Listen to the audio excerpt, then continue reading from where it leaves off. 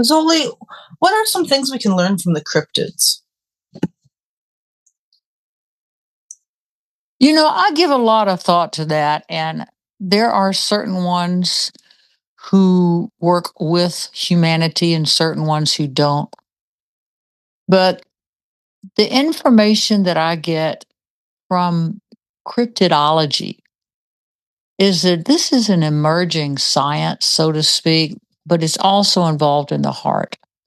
These beings, from what the dog man that I communicate with has told me, he said, we have been here for hundreds and thousands of years, come from a different star system. And of course, they use portals. They are connected to what you call UFOs. They work with the Devas. And he said, we, as well as what you call Bigfoot and some of the others, were called here. We were called here by the earth herself to be guardians of the forest and to impart knowledge as they did with a lot of the native tribes.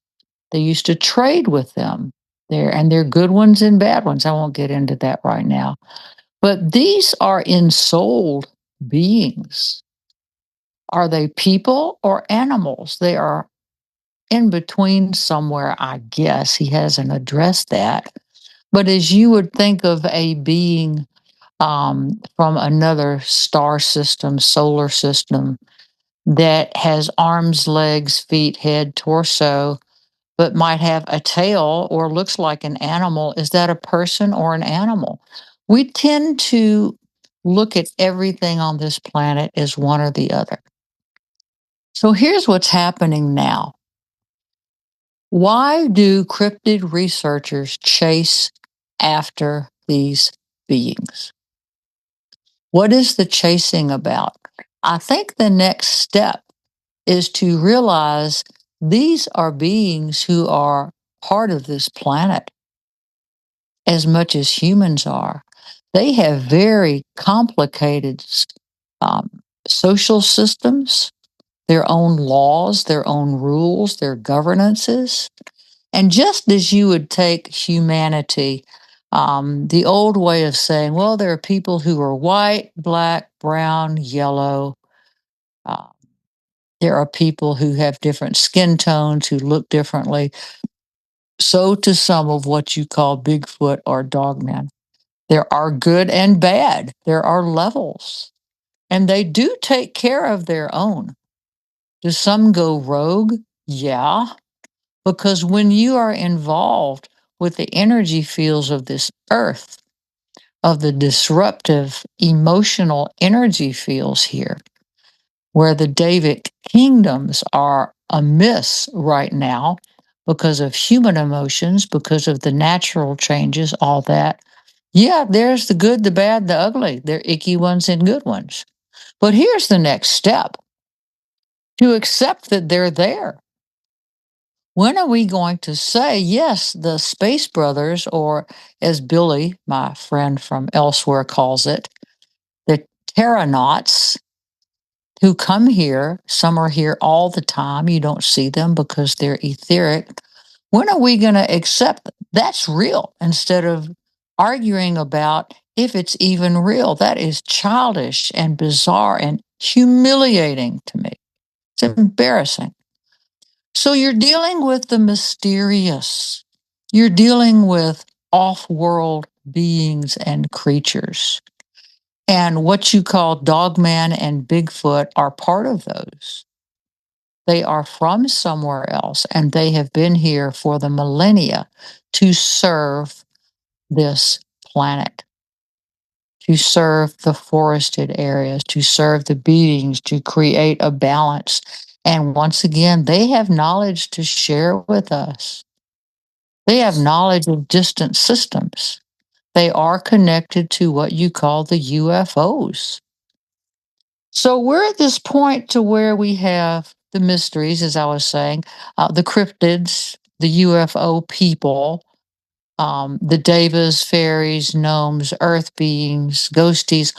All of this is one field. And it is the one field because it is outside of the realm of the five physical senses. And we just don't tend to believe in that. There were times in this world where this was normal. There were dragons. There were people that were turned into a whole herd of hogs and were run over into the ocean. There were mer people. These things are not out of mythology that they never lived. They did live here. They were real. But just as the beings who are the animals that breed in the far north are disappearing because they're moving to a higher level, that would be the polar bear, the Arctic fox, and some other ones.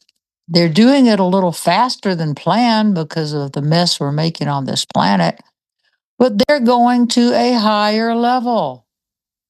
They're gone. They're going, and they will be gone. We might have a few in zoos. The rhinoceros is also one of those, been here for the millennia. So, with all the beings, that what we do with humanity is that we have become technologically obsessed with the five physical senses. We need them. You need them. You need to know what you see, hear, feel, touch, taste, hear. You need that. However, we're missing the whole other side. And that whole other side is the love. That's where the love is that's developing. If we can learn to respect these beings, what you call cryptids, as being here, some of them being very dangerous. I haven't mentioned some of those. Some of them being helpful. Some of them are from other places. Some are human created out of thought forms. There's a whole area of them. But just as you would not put a 3-year-old child by himself from Britain, take him to a war zone and drop him off, that would be insane. So to go chase these beings and to go into their territories is insane. We do not have the compassion yet. The heart of humanity is hard. Even though it wants more, it is scared. It lives in fear.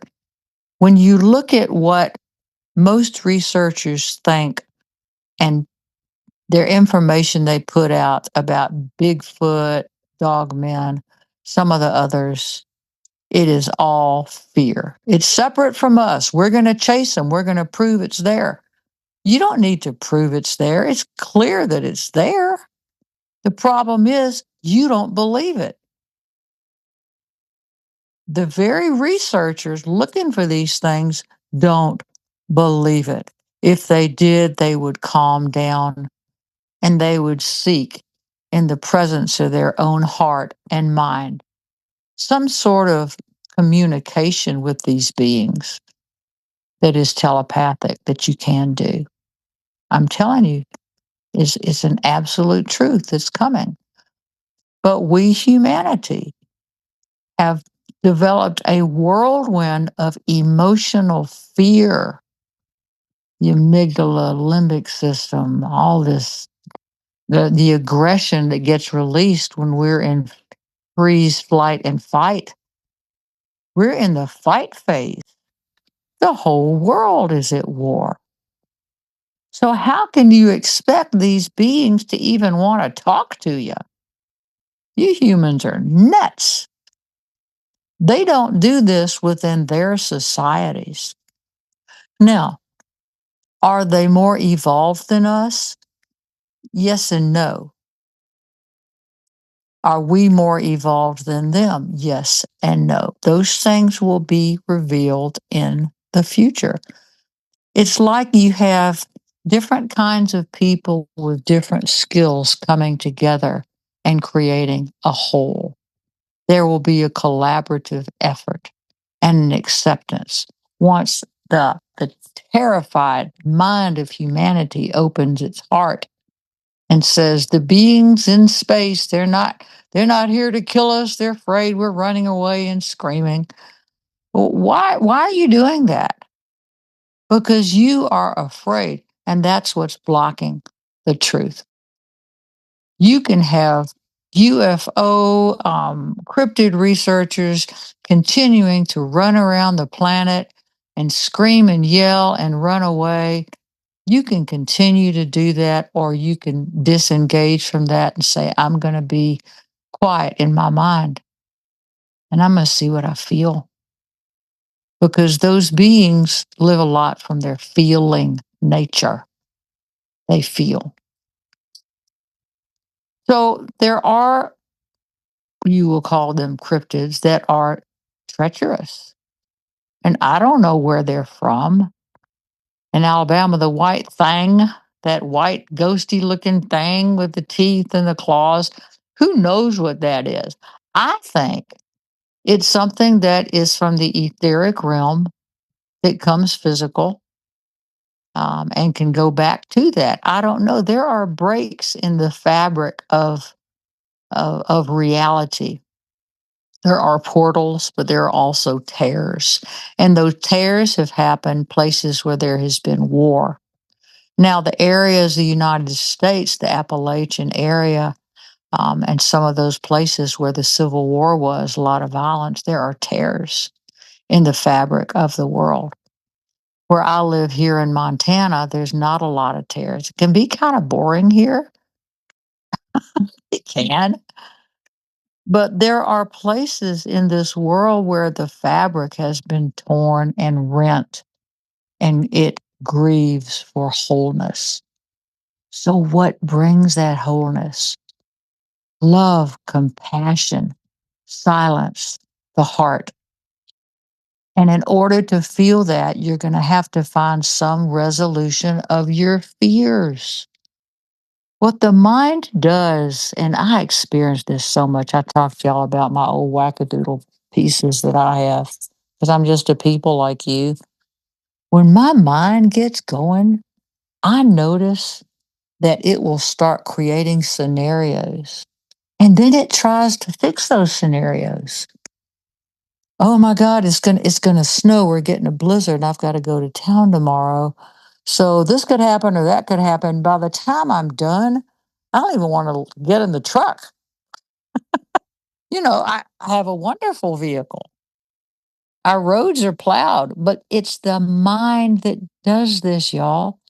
It's the mind. There is no fear in your heart. When people say, well, they feel fear in their heart.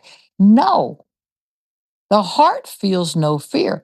Now, you can have heart walls where you developed these walls to protect yourself. Body code, emotion code, it can clear a lot of that out, EFT. But the heart that's your soul lives in there. It lives in there. And that is the peace that's opening now with humanity. And people are scared to death of something that you can't control with your five physical senses. This dog man that I communicate with, he's not here on earth a lot. He's between 7 and 9 feet tall. He's solid black, and I get this shimmery look around him. But he says he just does that because he likes how he looks.